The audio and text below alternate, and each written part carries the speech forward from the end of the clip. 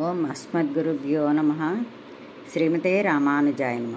నేటి మంచి మాట. విధిరాతని ఎటువంటి వారైనా తప్పించుకోలేరు. అది ఏమిటనేది చిన్న కథ ద్వారా తెలుసుకుందాం. ఇంద్రుడి భార్య ఇంద్రాణి ఒక చిలుకను పెంచుతూ ఎంతో ప్రేమగా చూసుకునేది. ఒకరోజు ఆ చిలుకకు జబ్బు చేసింది. దిగులు పడి చిలుకను వైద్యునికి చూపించింది. ఆ వైద్యుడు ఇక చిలుక బ్రతకడం కష్టమని చెప్పాడు. ఆ మాట విన్న ఇంద్రాణి పరుగున ఇంద్రుని వద్దకు వెళ్ళి, మీరేం చేస్తారో నాకు తెలియదు, ఈ చిలుకను బ్రతికించండి, లేదంటే నేను చనిపోతాను అని కన్నీరు పెట్టుకుంది.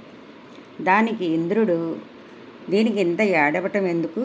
అందరి తలరాతలు రాసేది బ్రహ్మ కదా, నేను వెళ్ళి ప్రార్థిస్తాను, నువ్వేం దిగులు పడకు అని బ్రహ్మ దగ్గరికి ఇంద్రుడు వెళ్ళాడు. ఇంద్రుని ద్వారా తెలుసుకున్న బ్రహ్మ, నేను తలరాతలు మాత్రమే వ్రాస్తాను, దాన్ని అమలుపరిచేది మహావిష్ణువు, కావున మనం విష్ణువు దగ్గరకు వెళదాం పద అంటూ బయలుదేరారు. వీరి రాకను గమనించిన విష్ణువు వారిని ఆహ్వానించి విషయం తెలుసుకున్నారు. నిజమే, ప్రాణాలు కాపాడేవాణ్ణి నేనే, కానీ చిలుక ప్రాణం చివరి దశలో ఉంది. మళ్ళీ ఊపిరిపోయాలంటే శివునికే సాధ్యం. మనం ముగ్గురం శివుని ప్రార్థిద్దాం పదండి అన్నారు. ముగ్గురు శివుని వద్దకు వెళ్ళి విషయం చెప్పారు. శివుడు ఇలా అన్నాడు, ఆయుష్ పోసేది నేనే, కానీ ప్రాణం తీసే పని యమధర్మరాజుకు అప్పచెప్పాను. మనం వెళ్ళి యమధర్మరాజుని అడుగుదాం పదండి అంటూ అందరూ బయలుదేరారు.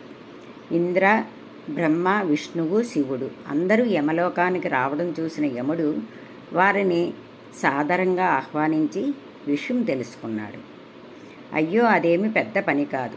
మామూలుగా చావుకు అందరూ దగ్గరగా ఉన్నవారి పేర్లను వారు ఎలా చనిపోతారు అన్నది ఒక ఆకు మీద వ్రాసి ఒక గదిలో వేలాడి తీస్తాం. ఏ ఆకు రాలి క్రింద పడుతుందో వారు ఆయా సమయాల్లో చనిపోతారు. పదండి వెళ్ళి ఆ ఆకుని తొలగించి చిలుకను కాపాడుదాం అని అన్నాడు. యముడు అందరూ ఆ గదిలోకి వెళ్ళగానే ఒక ఆకు రాలి కింద పడింది.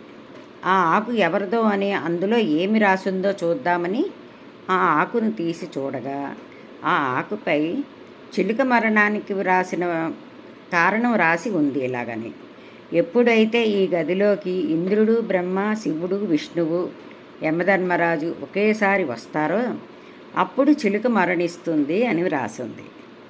ఇదే విధిరాతని ఎవరు తప్పించుకోలేరు అన్నది. కృష్ణార్పణమస్తు. జై శ్రీమన్నారాయణ.